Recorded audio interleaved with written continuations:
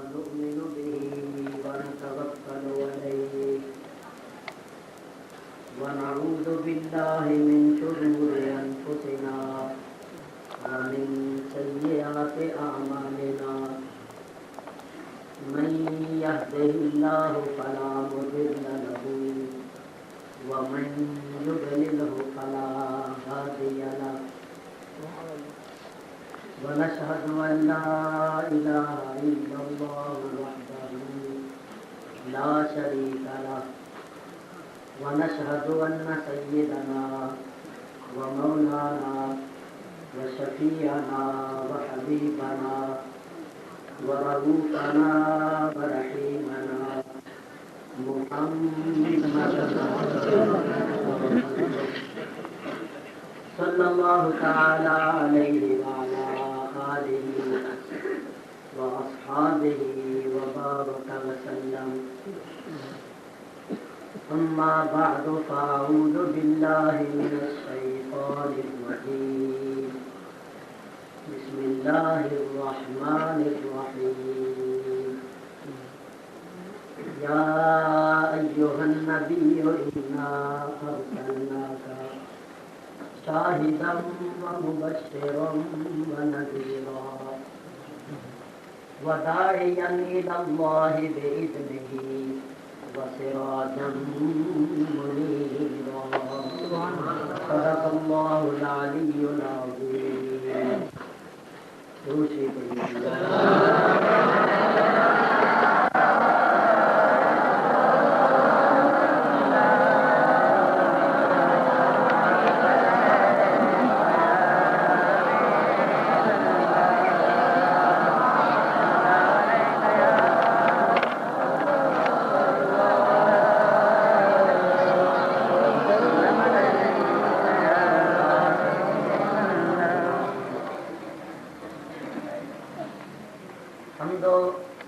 کے بعد قرآن کریم کی 2 آیتیں آپ حضرات کے سامنے تلاوت کی ہیں. ان 2 آیتوں کا لفظی ترجمہ اور نبی کریم علیہ السلام کے چند فضائل اپنے شکستہ الفاظ میں پیش کرنے سے پہلے یہ عرض کرتا ہوں کہ حقیقت ہے کہ قصور شریف میں حاضر ہو کر اور ان بزرگوں کی زیر صدارت بیان کرنے کا جو مجھے شرف حاصل ہو رہا ہے اس پر میں قلبی مسرت محسوس کر رہا ہوں، کیونکہ حقیقت میں یہ میرا وطن ہے. قصور اور کھیم کر کوئی الگ الگ نہیں تھے، اب الگ ہو گئے، بالکل یہاں سے قریب ہے. تو اصل میں تو میں کھیم کرنا بھی ہوں، پکار بھی مشہور ہو گیا. بہر صورت میں یہاں حاضر ہوا ہوں، مجھے بعض چہرے ایسے نظر آ رہے ہیں جن کو دیکھے ہوئے ایک عرصہ گزر گیا ہے، اور اب ان کو دیکھ کر دل خوش ہو رہا ہے.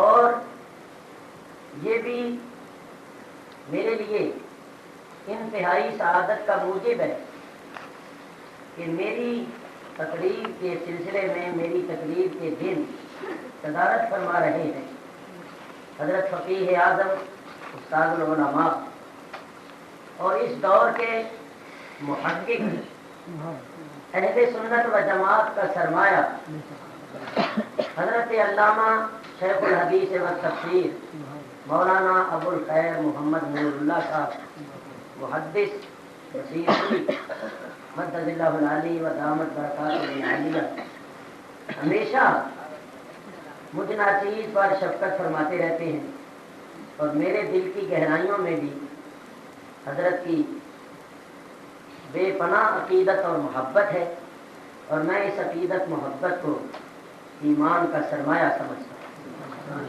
اس کے ساتھ ساتھ ہمارے پیر و مرشد قطب الاقطاب حضرت قبلہ حضرت کرما والے رحمت اللہ تعالی علیہ کے پوتے اور یوں کہیے کہ ان کے فرزند ارجمند اور سجادہ نشین اور ماشاء اللہ بالکل ہو بہو اپنے والد ماجد حضرت صاحبزادہ حضرت صاحبزادہ پیر سید محمد علی شاہ صاحب مدد اللہ علی کے ہو بہو نقشہ ہیں آپ کا، بلکہ انشاءاللہ العزیز جب آپ بڑے ہوں گے، عمر شریف اور زیادہ ہوگی، تو اسی صورت میں آپ بڑے حضرت صاحب بڑے عرصے کے بعد زیارت کا شرف حاصل ہوا ہے حضرت علامہ مولانا محمد باقر صاحب اور ہمارے برادر محترم حافظ محمد اسلام صاحب، جن کے والد ماجد حضرت میاں کرم الہی صاحب رحمت اللہ تعالی علیہ اتنی بڑی بزرگ ہستی تھے کہ ہم سے پوچھو، جنہوں نے ان کے قریب رہ کر ان کی زندگی کے حالات کو دیکھا، یہ تو جو بچے اپنی ساری زندگی میں ایسی شخصیت ہم نے نہیں دیکھی۔ میں نے بھی ان سے قرآن شریف پڑھا، میرے والد صاحب نے بھی ان سے قرآن شریف پڑھا، پورا شہر خیم کرن سارا ان کا شاگرد۔ اور میاں استاد تو بڑے بڑے ہوئے ہیں، سینکڑوں ایسے استاد ہوئے ہیں جنہوں نے سینکڑوں کو پڑھایا، مگر حضرت حافظ صاحب کا مقام کچھ اور۔ تہجد کے وقت مسجد میں تشریف لاتے، حالانکہ بظاہر نابینے، تو اس زمانے میں یہ پائپ لائنیں نہیں بچھی ہوئی، کنویں میں سے پانی نکالتے، بوکے نکال نکال کے اتنا پانی نکالتے کہ ساتھ قرآن شریف پڑھتے جا رہے اور پانی نکال کے ٹینکی میں ڈالتے جاتے، ٹینکی بھر جاتی تہجد کے وقت۔ اس کے بعد آپ تہجد کے نفل پڑھتے، شہر والوں کو یہ پتہ ہی نہیں ہوتا تھا کہ رات کو ٹینکی کون بھر جاتا ہے، سارا دن لوگ اسے وضو کرتے اور کوئی تما نہیں، کوئی تنخواہ نہیں، بظاہر نابینے تھے، لیکن میں ممبر پر بیٹھا ہوں، اللہ کے گھر میں بیٹھا ہوا ہوں، میرا یہ یقین اور ایمان ہے کہ ان کے دل کی آنکھیں دلیل سن لو۔ ہم لوگ جب آپ پڑھتے تھے نا تو 100-150 بچہ بیٹھا ہوتا تھا، جو بھی بچہ خاموش ہو جاتا پڑھتے پڑھتے یا آپس میں شرارت کرتا، اسی کا انعام لے کر کہتے ہو فلانے تو نہیں پڑھ رہا، اور فلانے تو شرارت کر رہا۔ خدا کی قسم کھا کر کہتا ہوں کہ ہم لوگ بڑے ڈرتے تھے، سزا بھی بڑی سخت دیتے تھے۔ جس دن ہم کبھی پڑھنے نہیں جاتے تھے شام کو گھر آ جاتے اور والد صاحب سے فرماتے کہ آج یہ پڑھنے نہیں آئے، اسی وقت پکڑ لیتے اور کہتے منظر سناؤ۔ ہم بڑا ڈرتے۔ ایک مرتبہ گلی میں تشریف لا رہے تھے تو میں نے خیال کیا کہ اگر انہوں نے میرے پاؤں کی آہٹ سن لی نا، کسی کے بھی پاؤں کی آہٹ سن لیتے تھے تو فرماتے تھے کیا فلانا ہے، تو میں کہا اگر انہوں نے پاؤں کی آہٹ سن لی تو پوچھیں گے کون ہے، تو پکڑ لیں گے اور کہیں گے منظر سناؤ، تو میں دیوار کے ساتھ لگ کر کھڑا ہوں تو بولے یقین مانو کہ میں تو دیوار کے ساتھ لگ کر کھڑا ہوا اور اسی دیوار کی طرف ہی آ گیا اور آ کر مجھے پکڑ لیا، کون ہے آپ کا، کیا کہوں، میں نے نام بتایا، اسی وقت ہی پکڑ لیا اور لے کر کہہ لگے کہ منظر سنو۔ تو ہم لوگوں کو یہ یقین تھا کہ ان کو نظر آتا ہے، اور میں نے اپنی آنکھوں سے دیکھا، کانوں سے سنا۔ ہمارے حضرت صاحب تسلیم فرما ہے، یہ غور سے سنیں کہ حضرت حافظ میاں کرم الہی صاحب پکارے تشریف لے گئے حضرت صاحب کے پاس، تو یہ بڑے حضرت صاحب کے الفاظ تھے کہ حافظ جی ان کا معاملہ اچھا لگ رہا ہے کیا، یعنی برتن بھرنے کے بعد اب چھلک رہا، یعنی یہ ان کے الفاظ کہ حافظ جی ان کا معاملہ اچھا لگ رہا ہے کیا۔ جاوید صاحب کو ایسی رکت سی تاری ہوئی تو بڑے حضرت صاحب حضرت میاں صاحب رحمۃ اللہ تعالی علیہ جو شخص شرف الشریف جاتا تھا آپ کی زیارت کرنے کے لیے، آپ فرمایا کرتے تھے حافظ صاحب کو مل لیا کرو، حافظ صاحب کو مل لیا کرو اور سمجھا کرو ہم شرف الشریف سے ہو آئے، یہ ان کے فرزند ہیں اور وہ بہت بڑی ہستی، بہت بڑے بزرگ۔ یہی وجہ ہے کہ جتنا عرصہ انہوں نے خیم کرن میں گزارا، خیم کرن کا ایک شخص بھی ایسا نہیں ہے جس کے دل میں ان کی قدر و عظمت نہ ہو، کسی کو بھی شکایت نہیں ہے۔ جہاں کہیں خیم کرنے کے لوگ بیٹھے ہیں، اب بھی وہ حضرت حافظ صاحب کو یاد کرتے ہیں اور عقیدت اور محبت کے ساتھ نذرانے بھیجتے ہیں۔ تو اسی واسطے میں قصور حاضر ہوا کہ میرے استاد دادے انہوں نے مجھے فرمایا، لیکن اتفاق ہے کہ کل سے میری طبیعت ناساز ہو گئی ہے۔ اس کی وجہ یہ ہے کہ میں نے مسلسل سفر کیا اور دن رات تقریریں کی ہیں ان 4 دنوں، اور اب میری پہلے جیسی صحت نہیں ہے، پہلے جیسی قوت و طاقت نہیں ہے، عمر بھی کافی ہو گئی ہے، اس واسطے اب طبیعت زیادہ بوجھ برداشت نہیں کرتی۔ آپ حضرات نے دعا فرمائی ہے، مجھے یقین ہے کہ آپ کی دعا و برکت سے انشاءاللہ مجھے قوت اور توانائی حاصل ہوگی اور میں آپ حضرات کے سامنے اپنے ٹوٹے پھوٹے الفاظ میں کچھ بیان کرنے کا شرف حاصل کر سکوں گا۔ ایک مرتبہ پھر دروشی پڑھ لیجیے۔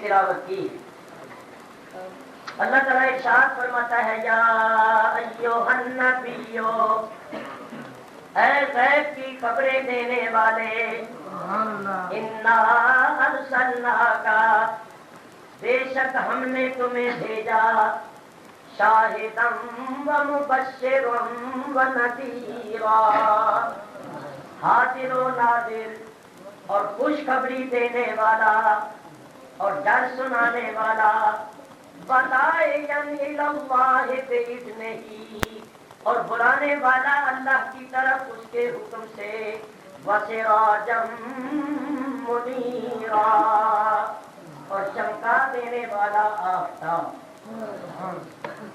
یہ ہے ان 2 آیتوں کا لفظی ترجمہ۔ ان 2 آیتوں میں اللہ تعالیٰ نے اپنے حبیب کریم علیہ الصلوۃ والسلام کے چند اوصاف حمیدہ بیان فرمائے ہیں۔ ان اوصاف حمیدہ میں سے میں صرف ایک وصف جمیل پر مختصر طور پر کچھ عرض کروں، اور وہ وصف جمیل ہے سراجا منیرا۔ اعلیٰ حضرت امام اہل سنت نے ترجمہ فرمایا، سراجا منیرا، چمکا دینے والا آفتاب۔ حقیقت یہ ہے کہ اعلیٰ حضرت امام اہل سنت مولانا شاہ احمد رضا خان قادر بریلوی رحمت اللہ علیہ نے بڑا پیارا، بڑا صحیح ترجمہ فرمایا ہے، ترجمہ کرنے کا حق ادا کیا ہے۔ کیا ترجمہ فرمایا سراجا منیرا کا؟ چمکا دینے والا آفتاب۔ بعض لوگ ترجمہ کرتے ہیں روشن چراغ۔ حقیقت یہ ہے کہ محققین علماء سے پوچھو، گہری نظر رکھنے والوں سے پوچھو، تو یہ ترجمہ صحیح نہیں ہے۔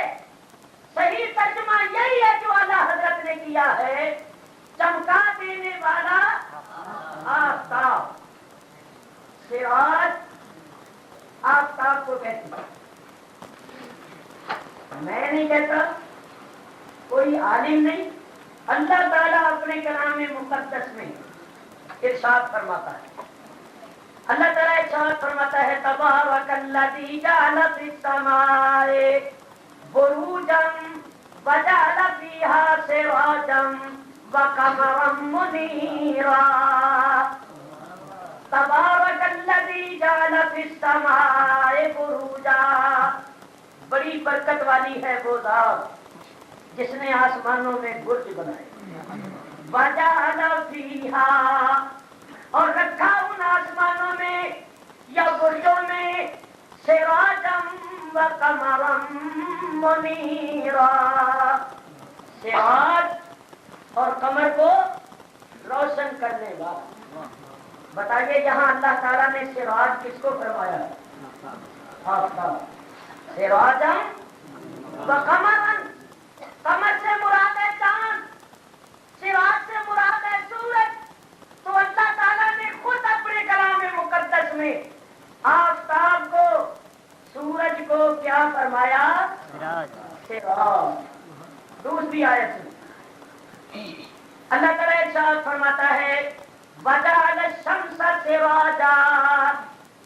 اللہ نے شمس کو سراج بنایا. وجعل الشمس سراجا. اللہ نے شمس کو, آفتاب کو سراج بنایا ہے. اور قرآن کی تفسیر سب سے افضل, سب سے اعلیٰ وہ تفسیر ہے جو خود قرآن سے کی جائے. تو جب قرآن نے بتایا کہ سراج کہتے ہیں آفتاب کو, تو نبی کریم علیہ الصلوۃ والسلام کو اللہ تعالیٰ نے سراج فرمایا. تو سراج کا معنی کیا ہے؟ آفتاب. اور حضور صرف سراج نہیں ہے بلکہ سراجا منیرا. منیر کس کو کہتے ہیں؟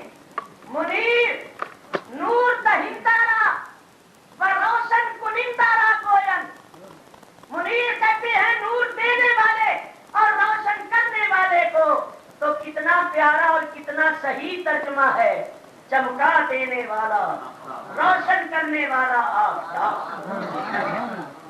اللہ تعالیٰ نے نبی کریم علیہ السلام کو چمکا دینے والا, روشن کرنے والا آفتاب بنایا ہے. اور آپ جانتے ہیں کہ آفتاب کے طلوع ہونے سے پہلے آسمان پر تارے چمکا کرتے ہیں. آفتاب کے طلوع ہونے سے پہلے آسمان پر تارے چمکا کرتے ہیں. اسی طرح نبی کریم علیہ السلام کے ظہور فرمانے, طلوع فرمانے سے پہلے بھی آسمان نبوت پر ہزاروں نبی ہدایت کے تارے بن کر چمکتے ہیں. کہیں آدم صفی اللہ بن کے چمکے, نوح نبی اللہ بن کے چمکے, ابراہیم خلیل اللہ, موسیٰ کلیم اللہ, عیسیٰ روح اللہ علیہ الصلوۃ والسلام. یہ سب ہدایت کے تارے بن کر چمکتے رہے. اور آپ جانتے ہیں کہ تارے اپنا ذاتی نور نہیں رکھتے. تاروں میں جو نور ہوتا ہے وہ آفتاب کا ہوتا ہے. حالانکہ آفتاب اس وقت پردے میں ہوتا ہے, مگر آسمان پر تاروں کا چمکنا اس بات کی دلیل ہوتا ہے کہ کوئی آفتاب پردے میں ہے. اگر آفتاب کا وجود پردے میں نہ ہو تو آسمان پر تارے چمکتے ہوئے نظر نہیں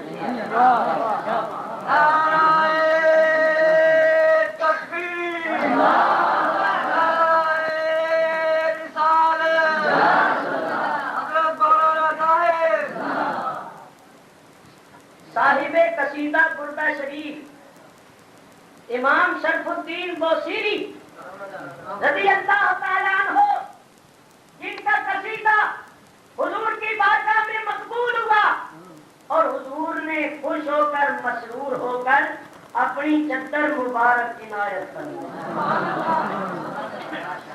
اس قصیدے کا ایک ایک شعر مقبول. بڑے بڑے علماء, بڑے بڑے اولیاء بطور وظیفہ اس قصیدے شریف کو پڑھتے تو وہ فرماتے ہیں فَإِنَّهُ شَمْسُ فَضْلٍ هُمْ كَوَاكِبُهَا يُظْهِرْنَ أَنْوَارَهَا لِلنَّاسِ فِي الظُّلَمِ. امام فرماتے ہیں کہ نبی کریم علیہ السلام نبوت و رسالت فضل و کمال کے آفتاب, اور باقی سارے نبی آپ کے تارے ہیں. دوسرے مصرے میں وہی علم حیات کا مسئلہ بیان فرمایا کہ جس طرح اس آسمان کے تارے آفتاب کی انوار کو ظاہر کرتی ہیں حالانکہ آفتاب پردے میں ہوتا ہے، اسی طرح سارے نبی اپنے اپنے زمانے میں آفتاب نبوت حضرت محمد مصطفیٰ صلی اللہ تعالی علیہ وآلہ علیہ وآصحابہ وبارک وسلم کے انوار کو ظاہر کرتے رہے حالانکہ آفتاب نبوت پردے میں. تو کیا ثابت ہوا کہ پہلے نبیوں میں جو انوار تھے، چمک تھی، وہ انوار، وہ چمک حقیقت میں حضور محمد الرسول اللہ صلی اللہ علیہ وسلم کی چمک تھی. تو اب بڑی اعلیٰ حضرت فاضل بریلوی رحمت اللہ علیہ کرتے ہیں، فرماتے ہیں چمک تجھ سے پاتے ہیں سب پانے والے. جھوم جھوم کے ذوق شوق سے پڑھو. چمک تجھ سے پاتے ہیں سب پانے والے. دیکھو یہ شعر میرے کہنے سے آپ پڑھ رہے ہیں، مگر اس نظریے، عقیدے اور یقین کے ساتھ پڑھیے کہ ہم حضور کی بارگاہ میں التجا کر رہے، فریاد کر رہے، اور حضور ہماری التجا کو سن رہے، ہمیں دیکھ رہے، اور کرم ہو جائے گا تو پھر انشاءاللہ سینہ اور دل روشن و منور ہو جائے. چمک تجھ سے پاتے ہیں سب پانے والے، میرا دل بھی چمکا دے چمکانے والے، میرا دل بھی چمکا دے چمکانے والے. پہلے نبیوں میں جو انوار تھے، پہلے نبیوں میں جو چمک تھی، اس چمک، ان انوار کا مرکز نبی کریم علیہ السلام کی ذات اقدس تھی. تو کیا معلوم ہوا کہ پہلے نبیوں کے ذریعے سے ان کی امتوں کو جو ہدایت کی روشنی ملی، ایمان کا نور ملا، اس کا مرکز اور منبع ذات محمد مصطفیٰ صلی اللہ تعالی علیہ وسلم. میرے بزرگوں اور دوستوں، جب سورج طلوع فرماتا ہے، طلوع کرتا ہے، تو پھر تارے نظر نہیں آتے. لیکن یہ یاد رکھنا، تارے مٹ نہیں جاتے، نیست و نابود نہیں ہو جاتے، مر نہیں جاتے، بے نور نہیں ہو جاتے، موجود ہوتی ہیں مگر نظر نہیں آتے. کیونکہ آفتاب جب طلوع کرتا ہے تو اس کی نورانیت کا اتنا غلبہ ہو جاتا ہے کہ وہ اس نور میں گم ہو جاتے ہیں اور نظر نہیں آتے. پھر آفتاب کے ہی نور کا دور دورہ ہوتا ہے. جب تک نبوت کا آفتاب پردے میں رہا، نبی آسمان نبوت پر ہدایت کے تارے بن کر چمکتے رہے. اور جب آفتاب نے طلوع کیا تو فرما دیا اللہ تعالیٰ نے وَلَٰكِن رَّسُولَ اللَّهِ وَخَاتَمَ النَّبِيِّينَ. اب نبی نہیں آئیں گے، اب نبی آسمان نبوت پر نہیں چمکیں گے، کیونکہ آفتاب چمک رہا ہے، اور آفتاب کے طلوع کرنے اور چمکنے کے بعد پھر ستاروں کی روشنی کی ضرورت نہیں ہے. نبی کریم علیہ السلام نبوت کا آفتاب ہے. دیکھو، آفتاب اپنی روشنی دینے میں کسی بخل کا مظاہرہ نہیں کرتا، اس کا فیض عام ہوتا ہے. وہ جب طلوع کرتا ہے، نکلتا ہے، تو ہر چیز کو روشن کرتا ہے. اس کی روشنی ہر چیز پر پڑتی ہے، ہر چیز روشن ہو جاتی ہے، تاریکیاں دور ہو جاتی ہیں، ظلمتیں دور ہو جاتی ہیں، کائنات بقعہ نور بن جاتی ہے. تو سرکار بھی تشریف لائے تو کفر و شرک اور گمراہی کی تاریکیاں دور ہو گئی اور کائنات بقعہ نور بن گئی. ایمان اور ہدایت کی روشنی پھیل گئی. سرکار نے ہدایت کی روشنی دینے میں کسی بخل کا مظاہرہ نہیں کیا. کیونکہ وہ ہدایت لے کر آئے تھے، ہاتھی بن کر آئے تھے، نور بن کر آئے تھے اور نور بنانے کے لیے آئے تھے، آفتاب بن کر آئے تھے اور آگے ہزاروں ستاروں کو چمکانے کے واسطے آئے۔ میرے بزرگوں اور دوستو، دیکھو کوئی خود ہی اپنا دروازہ بند کر لے تو اس کی مرضی، کوئی اپنے آگے دیوار کر لے، آر کر لے، حجاب کر لے، اس کی مرضی۔ آفتاب اپنی روشنی دینے میں کسی بخل کا مظاہرہ نہیں کرتا، نہیں۔ آفتاب کی سخاوت کا تو یہ عالم ہوتا ہے کہ اگر دروازے میں، دیوار میں، پردے میں ذرا سا بھی سوراخ ہو، اس سے بھی اپنی روشنی اندر پہنچا دے۔ بلکہ میں ایک بات کروں، اگر نہ بھی سوراخ ہو، دروازے بند ہوں اور مکان بھی چھٹا ہوا ہو، تو پھر بھی باہر جو روشنی ہوتی ہے اس کا کچھ نہ کچھ اثر اندر ضرور ہوتا ہے۔ تو یہ جو کافر ہیں جن کے اندر ایمان کی روشنی نہیں گئی، اگرچہ اندر روشنی نہیں گئی مگر ان کے اندر کچھ نہ کچھ اثر ہے، وہ جو سمجھتے ہیں کہ یہ نیکی ہے، یہ بدی ہے اور یہ برا کام ہے، یہ اچھا کام ہے، انسانی ہمدردی کا مظاہرہ کرتی ہیں، ایک دوسرے کے ساتھ بھلائی کرنے کی کوشش کرتی ہیں، یہ اسی روشنی کی برکت ہے کہ کافروں کو بھی تبدیل ہو گئی کہ نیکی کس کو کہتے ہیں اور برائی کس کو۔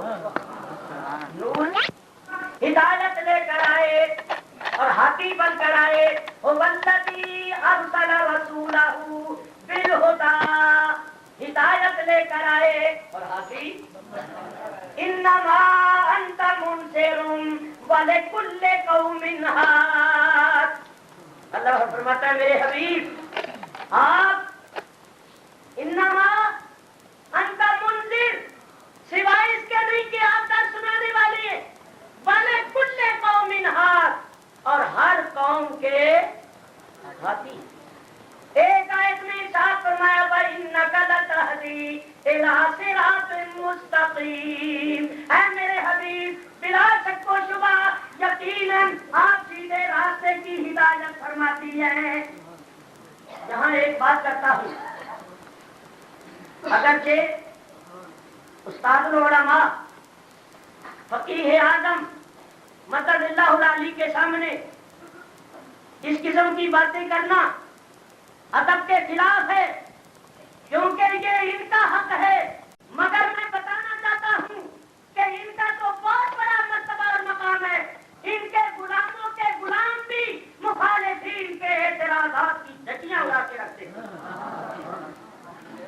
بعض لوگ یہ کہتے ہیں، تم کہتے ہو حضور ہاتھی بن کر آئے، تو اگر حضور کے اختیار میں تھا ہدایت دینا اور حضور کا منصب تھا ہدایت دینا، تو پھر ابو جہل کو کیوں نہ ہدایت دے سکے؟ ابو جہل کو کیوں نہ ہدایت دی؟ ابو لہب کو کیوں نہ ہدایت دی؟ آخر وقت تک ابو طالب سے کہتے رہے چاچا کلمہ پڑھ لو، انہوں نے اعلانیہ کلمہ نہیں پڑھا، تو اگر آپ کے اختیار میں تھا ہدایت دینا تو پھر یہ ہزاروں کافر کیوں رہے؟ چنانچہ وہ لوگ کہتے ہیں کہ حضور ہدایت نہیں دے سکتے، صرف مختصر طور پر اس کا جواب دیتا ہوا آگے بڑھتا ہوں۔ میرے بزرگوں اور دوستوں، ہمارا ایمان ہے نبی کریم علیہ الصلوۃ والسلام مرکز ہدایت ہے، ہدایت لے کر آئے، ہاتھی بن کر خود روشن دوسروں کو روشن کرنے آئے، ہمارا تو ایمان ہے، مگر نبی کریم ہدایت دے سکتے تھے یا نہیں، اس کو ابھی 5 منٹ کے لیے ایک طرف رکھ دیجئے اور میرے سوال کا جواب دیجئے۔ میں پوچھتا ہوں، اللہ تعالی ہدایت دے سکتا تھا یا نہیں؟ بولو، دے سکتا، تو اس نے ابو جہل کو کیوں نہیں ہدایت دی؟ اس نے ابو لہب کو کیوں نہیں ہدایت دی؟ تو سمجھدار ہوگا نا کوئی تو وہ ایک جواب دے گا، کیا وہ قرآن کی آیت پڑھ کر یہ جواب دے گا کہ اللہ فرماتا ہے واللہ یہدی من یشاء الی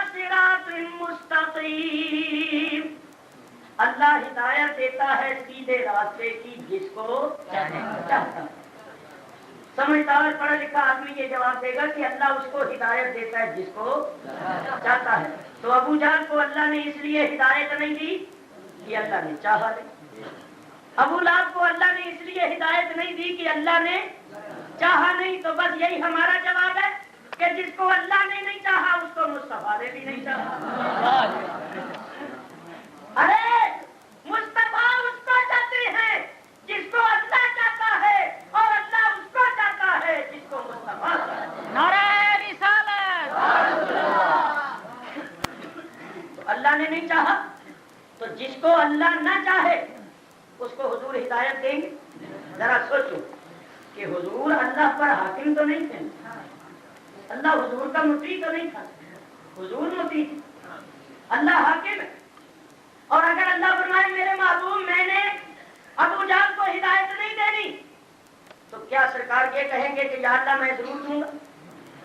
حضور اللہ کی مخالفت کرنے والے تو نہیں تھے. اور اللہ نے کیوں فرمایا؟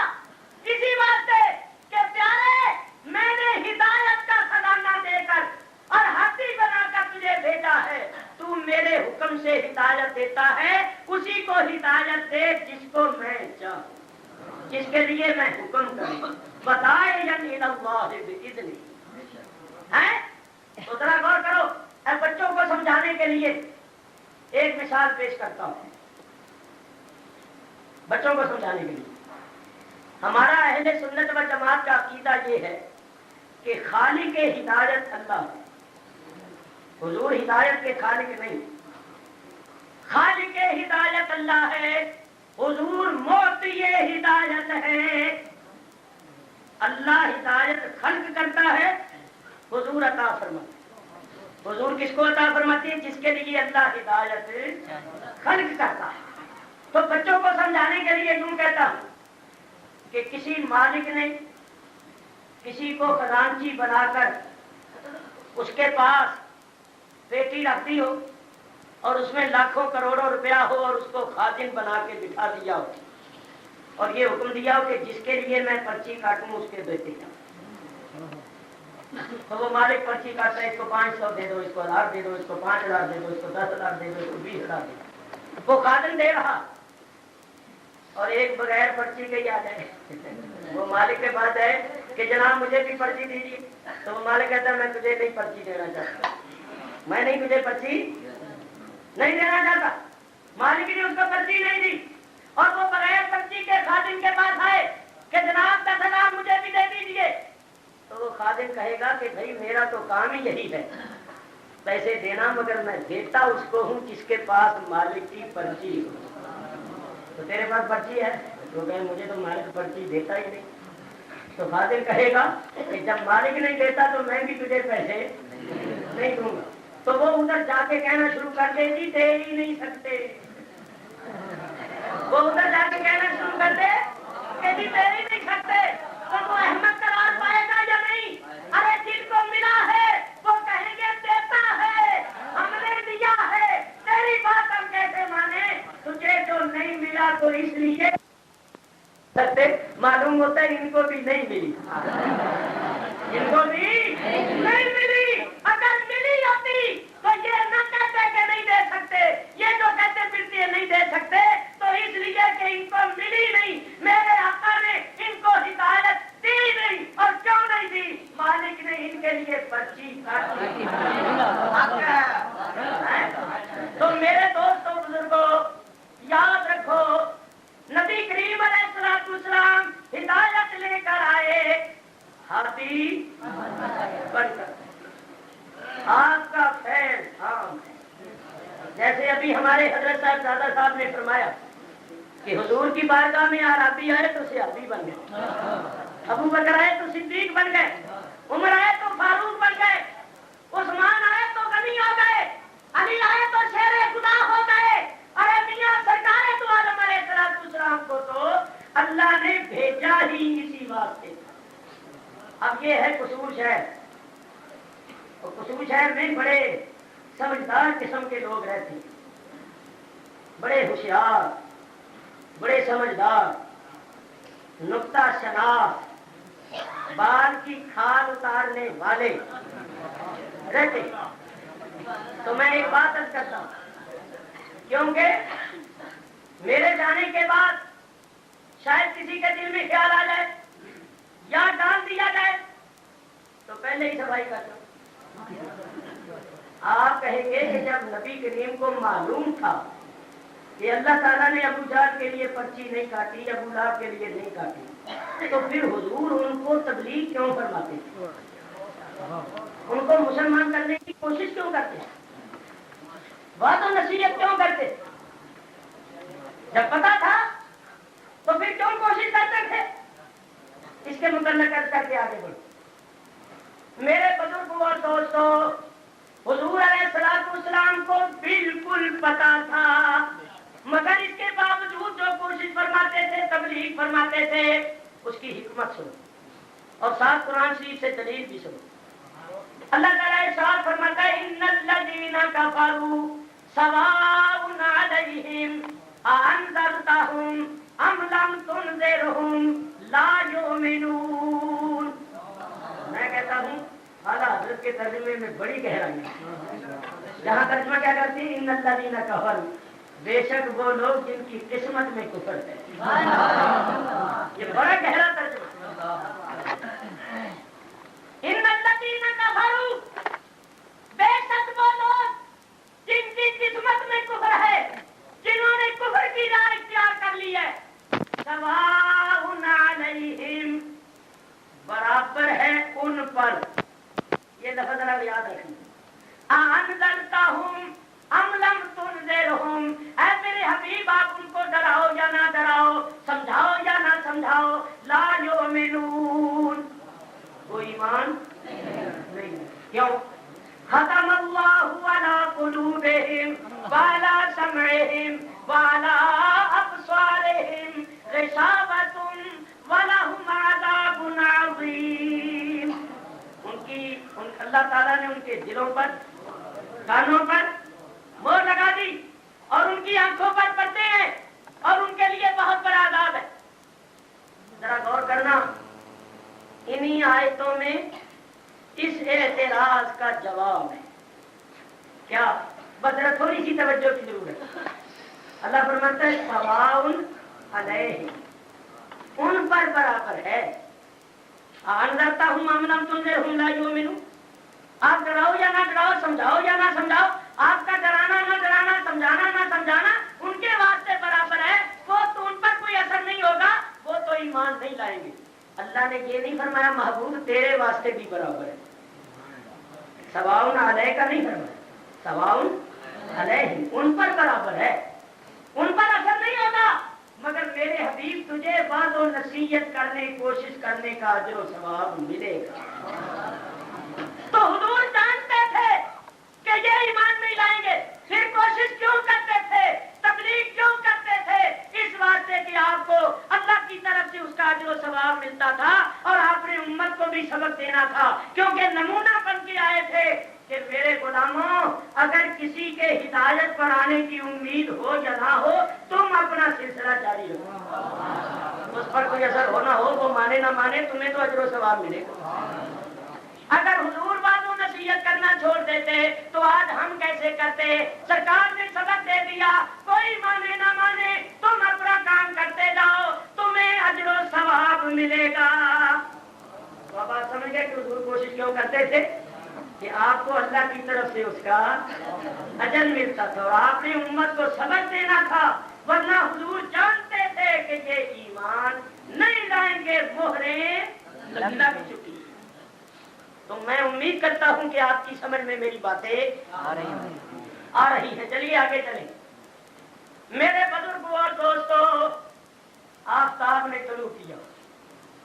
ذرا توجہ سے سنو، غور سے سنو.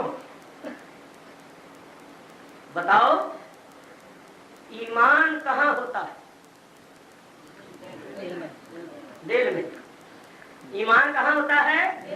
اولئک کتب فی قلوبہم الایمان. بولو ایمان کہاں ہوتا ہے؟ دل میں. اور یہ ایمان کیا ہے؟ دلوں میں جو ایمان ہے یہ کیا ہے؟ تو سنو غور سے، ہمارا سنیوں کا تو یہ عقیدہ ہے، نبی کریم کے ارشاد مبارک کے مطابق وہ حضرت جابر والی نوری حدیث جس کو امام قسطلانی نے مواہب اللدنیہ شریف میں مختصر نقل کیا، اور پوری حدیث امام نووی شافعی رحمت اللہ تعالی علیہ نے الدرر البہیہ کے اندر نقل فرمائی۔ وہ کتاب میرے پاس موجود ہے اور میں نے اس سے پوری حدیث اپنی کتاب الذکر الحسین فی سیرت النبی الامین کے اندر نقل کی ہے۔ اس حدیث میں سرکار فرماتی ہیں سارے مومنوں کا ایمان میرے نور سے ہے۔ تو ہمارا تو ایمان ہے کہ ایمان حضور کا نور ہے، لیکن میں ایسا حوالہ دوں کہ کوئی پیچھو نہ بولے، پیچھو جان گے یعنی میرے جانے کے بعد بولے کہ غلط کہہ گیا ہے، غلط کہہ گیا ہے، یہ حقیقت نہیں ہے، یہ درست نہیں ہے، بعض لوگوں کا عادت ہوئی پیچھو بولنے، تاکہ کوئی پیچھو نہ بولے۔ تو پھر تھی جان رہے ہو جڑا پیچھو بول رہا ہے وہ گوئی پھیلا، تو میں عرض کروں تاکہ کوئی پیچھو یعنی میرے جانے کے بعد نہ بولے۔ ذرا غور کرو، میں کسی کی مخالفت نہیں کرنا چاہتا، میرا مقصود کسی کی مخالفت یا دل آزاری نہیں، کسی پر کیچڑ ویچڑ اچھالنا نہیں، کیونکہ ہمارے پاس کیچڑ ہے ہی نہیں، ہم کیا اچھالیں، ہم تو صرف اپنے آقا کی شان بیان کرتے ہیں، لیکن اس شان کو صحیح اور مضبوط اور مستحکم طور پر پیش کرتے ہوئے مخالفین کے بھی حوالے اس لیے دے دیتی ہے کہ پتہ چل جائے کہ یہ وہ حقیقت ہے جس کو خود مخالف بھی تسلیم کرتا، کیونکہ حقیقت کو کبھی جھٹلایا نہیں جا سکتا۔ سنو غور کے ساتھ، دیوبندی حضرات کے بہت بڑے عالم مولوی شبیر احمد صاحب عثمانی، انہوں نے قرآن شریف کا مختصر حاشیہ لکھا ہے، تاج کمپنی نے بھی اس کو چھاپا ہے، پہلے وہ بجنور یو پی میں چھپا تھا، میرے پاس وہاں کا ہے، تاج کمپنی نے بھی اس کو چھاپا ہے، انہوں نے النبی اولیٰ بالمؤمنین من انفسہم کے تحت اس کو لکھا ہے۔ مولوی حسین احمد صاحب تانوی جن کو یہ حضرات مدنی کہتے ہیں، انہوں نے اپنے مکتوبات کے اندر جن کا نام ہے مکتوبات شیخ الہند، اس کے اندر اسی حقیقت کو بیان کیا، اور مولوی محمد قاسم صاحب نانوتوی بانی مدرسہ دیوبند نے اسی حقیقت کو ایک دوسرے انداز میں اپنی کتاب آب حیات کے اندر نقل کیا۔ سرے دست میں مولوی شبیر احمد صاحب عثمانی کے الفاظ آپ حضرات کے سامنے پیش کرتا ہوں، بالکل ان کے الفاظ سنو۔ وہ لکھتے ہیں محققین کے نزدیک مومن کا ایمان اگر غور سے دیکھا جائے تو وہ ایک شعاع ہے آفتاب نبوت کی، اور آفتاب نبوت پیغمبر علیہ الصلوۃ والسلام ہیں۔ اب ذرا غور کرو وہ کیا کہہ رہے ہیں، کیا کہہ رہے ہیں؟ محققین کے نزدیک، للو پنجو نتھو بھتو کے نزدیک نہیں، محققین کے نزدیک مومن کا ایمان من ہے سو ہوا مومن اگر غور سے دیکھا جائے تو ایک شعاع ہے آفتاب نبوت کی، اور آفتاب نبوت پیغمبر علیہ السلام ہے۔ تو اب کیا نتیجہ نکلا کہ ہمارے سینوں کے اندر دل ہے، دلوں کے اندر ایمان ہے، اور وہ ایمان جو ہے وہ روشنی ہے آفتاب نبوت، وہ روشنی ہے آفتاب نبوت کی۔ اور ذرا وضاحت کروں تاکہ مسئلہ حل ہو، یہ جو دل ہے اس کو بمنزلہ بلب کے سمجھو، اور اس بلب میں جو روشنی ہے ایمان کی روشنی، وہ نبی کریم علیہ الصلوۃ والسلام کی شعاع ہے، وہ روشنی حضور کی روشنی ہے۔ تو کیا نتیجہ نکلا کہ دل بمنزلہ بلب کے ہیں، اور ان بلبوں میں جو روشنی ہے ایمان کی، اس روشنی کا پاور ہاؤس، اس روشنی کا منبع اور مرکز ذات محمد مصطفیٰ صلی اللہ تعالی علیہ وسلم۔ جب آپ نے یہ سن لیا تو مسئلہ حل ہو گیا۔ کون سا؟ بھائی قصور کے رہنے والوں یہ بتاؤ کہ کیا یہ ہو سکتا ہے کہ پاور ہاؤس میں انجن فیل ہو جائے، جنریٹر چلنا، بجلی پیدا کرنا، سپلائی کرنا چھوڑ دے اور میرے تمہارے گھروں میں بلب جلتے ہی رہے؟ یہ ہو سکتا ہے؟ جب یہ نہیں ہو سکتا تو یہ کیسے ہو سکتا ہے کہ مصطفیٰ مر جائے میں اور آپ مومن ہی رہے؟ ایمان کی روشنی تو حضور کی بارگاہ سے آ رہی ہے، ایمان کی روشنی تو حضور کی ذات سے آ رہی ہے، تو ماننا پڑے گا کہ ایمان کا پاور ہاؤس بدستور چل رہا ہے، بجلی سپلائی ہو رہی ہے اور کروڑوں سینے ایمان کی روشنی سے جگمگا رہے ہیں۔ تو میاں اگر سرکار کو زندہ نہ مانا جائے تو جہان میں کوئی مومن متصور ہو ہی نہیں۔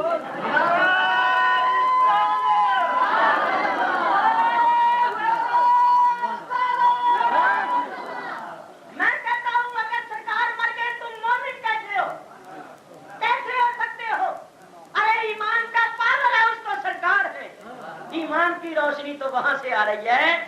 اب پڑھو اعلیٰ حضرت کا شعر، جنہوں نے اس 14ویں صدی میں لوگوں کے ایمانوں کو سنبھالا اور دلوں کے اندر عشق مصطفیٰ کی شمع روشن کی، لوگوں کو گمراہی سے بچا لیا۔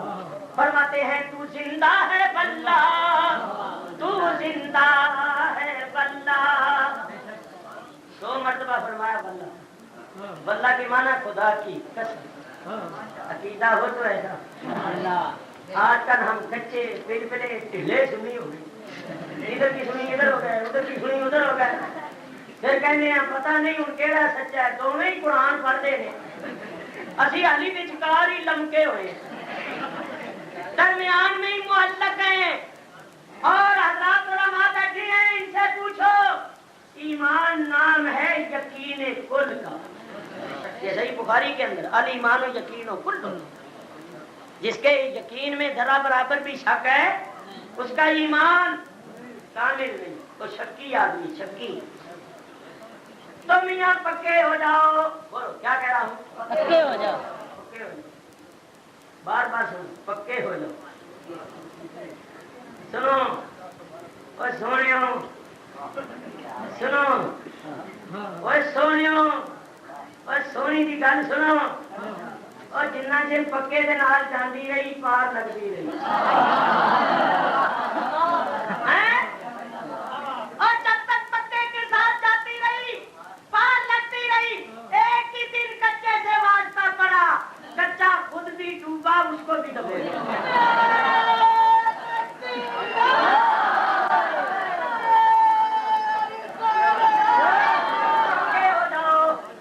پکوں کے ساتھ وابستہ رہو، ان کا بیڑا پار ہے، تو جب تمہارے ہاتھ میں ان کا دامن ہوگا تو انشاءاللہ تمہارا بیڑا بھی پار۔ ان کچیاں خود بھی ڈبنے تو بھی نال ہی لگے، کچے نہ ہو پکے بن جاؤ۔ دلیل پیش کروں؟ دلائل تو بے شمار ہے، ایک دلیل پیش کر دے، اور دلیل بھی قرآن کی۔ اب بولو، اب کتا پکیاں دے پیچھے لگ گیا، افراد کاف کے پیچھے لگ گیا، وہ افراد کاف پکے تھے، انہوں نے کہا مکان رہے یا نہ رہے، دکان رہے یا نہ رہے، ساز و سامان رہے یا نہ رہے، ایمان رہ جائے۔ ایمان بچانے کے لیے وہ نکلے پکے، پیچھے کتا لگ گیا، انہوں نے کہا ان کتے کو جدا کرو، یہ پھونکے گا، یہ پونکن نال ساڈا سراغ مل جائے، اساں کتے چھپنا ہے، ہم نے کسی پہاڑ کی غار میں جا کر پناہ لینی۔ انہوں نے کتے کو مارا، بھگایا، جدا کرنے کی کوشش کی، مگر کتا بچہ نہیں تھا اور کتا اس کے پیچھے لگا تھا۔ اس نے کہا چاہے مارو چاہے چھوڑو چاہے لنگڑا کر دو، میں نے پیچھا نہیں چھوڑا۔ اور یہ جو تمہیں اندیشہ ہے کہ میں بھونکوں گا، تو سن لو، اللہ نے کتے کو بولنے کی طاقت دی تو کتا بول پڑا، اور کسی نے ترجمہ کر دیا۔ کتے نے کہا نہ میں بھونکا نہ میں سوکا، کتا بھونکتا ہے اور مسافر کو راستے میں روکتا ہے۔ نہ میں بھونکا نہ میں سوکا نہ میں شور مچاواں، اور نیکا دے سنگ رل کے شاید میں بھی بخشیا جاواں۔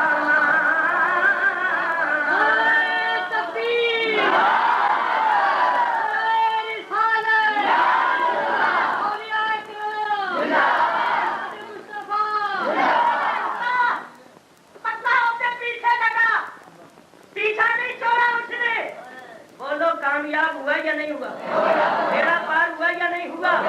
امام غزالی قاری نے شرح شفا میں لکھا ہے کل قیامت کے دن اصحاب کہف کے کتے کی شکل بلم باغور کو دے دی جائے گی، اور بلم باغور کتے کی شکل میں متشکل ہو کر جہنم میں جائے گا، اور بلم باغور کی انسانی شکل اصحاب کہف کے کتے کو دے دی جائے گی، یہ انسانی شکل میں ہو کے جنت میں جائے گا، اور جب کتا ولیوں کی صحبت میں بیٹھ جائے پکا ہو کے پیچھے لگ جائے تو اس کا بیڑا پار ہو جاتا ہے۔ تو اے میرے بھائی تو انسان ہے، پھر مسلمان ہے، حضور کا غلام ہے، اگر ان غلاموں کے دامن کو تھام لے گا تو کیا تیرا بیڑا پار نہیں ہوگا؟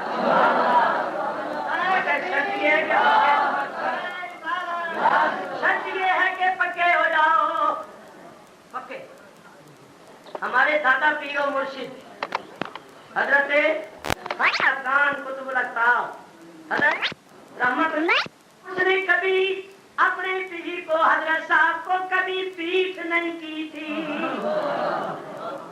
ادب کی وجہ سے پیٹ نہیں کرتا، وہ مر گیا، جنازہ اس کا پڑا گیا، اس کو قبر میں رکھا گیا، تو حضرت صاحب کی ظاہری حیات میں اس کا انتقال ہو، حضرت صاحب بھی دفن کرنے کے لیے کہ آپ ادھر کھڑے تھے جدھر پیٹھ ہوتی ہے، یعنی قبر میں لٹایا جاتا ہے تو منہ قبلے کی طرف، یعنی ادھر قبلے کی طرف اس کا منہ ہو، تو حضرت صاحب دوسری طرف کھڑے تو اس کا منہ قبلے کی طرف کرے تو قبلے کی طرف نہ ہو، ادھر ہی ہے۔ نے کہا کہ اس کا تو منہ قبلے کی طرف نہیں ہوتا، ادھر ہے، دوسری طرف الٹ برعکس، ہم منہ ادھر موڑتے ہیں پھر ادھر ہو جاتے، ہم منہ قبلے کی طرف کرتے ہیں پھر ادھر ہو جاتے، آپ نے فرمایا ٹھہر جاؤ ابھی قبلے کی طرف ہو جاتے۔ حضرت صاحب ادھر سے چل کر ادھر آ گئے، جس طرح حضرت صاحب چلتے آتے تھے اس کا منہ بھی پھرتا جاتا تھا، حضرت صاحب ادھر آتے تھے تو اس کا منہ بھی ادھر ہو۔ فرمایا ابھی اور تجربہ کرنا چاہتے ہو تو دیکھ لو، حضرت صاحب پھر دوسری طرف گئے، اس کا منہ پھر پھرتا ہے، جدھر حضرت صاحب جائے ادھر ہی اس کا چہرہ ہو جائے، تو آپ نے یہ دیکھ کر پنجابی زبان میں یہ فکرہ کہا، اشکریو تیرے پک دے، اشکریو تیرے پک دے، یہ جو تیرا پکا ہونا اس کے آخری، سبزیاں پکے ہو جاؤ، کچیاں کا کوئی نہیں، کچے نہ ہو پکے۔ اعلیٰ حضرت پکے تھے، اور کیسی پکی بات فرماتے، تو زندہ ہے واللہ، تو زندہ ہے واللہ، دو مرتبہ خدا کی قسم، پکے تھے، کوئی ٹھیل مار پیل بلا کچا ہوتا تو پتا نہیں، کہنا پتا نہیں زندہ ہے کہ نہیں، اللہ ہی جانے۔ اعلیٰ حضرت پکے ہیں، کیا فرماتے ہیں، تو زندہ ہے واللہ، تو زندہ ہے واللہ، میرے چشم عالم سے چھپ جانے والے،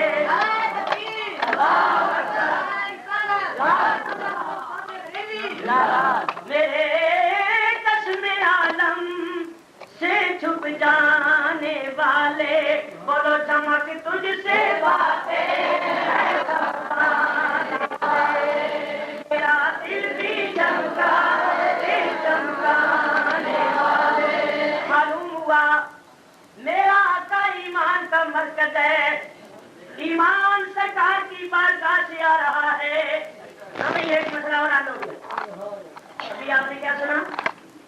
ایمان نام ہے حضور کی روشنی. ہمارے دل بمنزلہ بلب کی ان بلبوں میں جو ایمان کی روشنی ہے اس کا مرکز حضور ہے. تو بولو کون سے ملک میں مومن نہیں ہے؟ کون سا ملک ہے جس میں مومن نہیں؟ ہر ملک میں جب مومن موجود ہیں تو معلوم ہوا کہ میرے آقا کی نورانی شعائیں بھی ہر جگہ موجود ہیں. میرے آقا کی نورانی شعائیں بھی